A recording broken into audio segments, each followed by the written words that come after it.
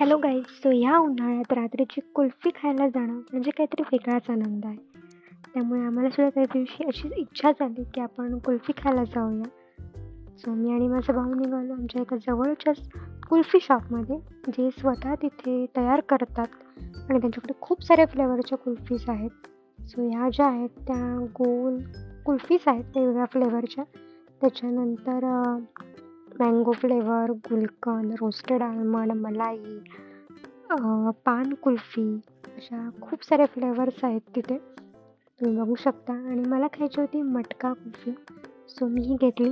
So मी try करणार आहे कशी लागते ती. आणि या कुल्फी घेऊन आम्ही निघालो घरी आणि मस्तपैकी आम्ही घरी बसून छान कुल्फीचा आनंद घेतला.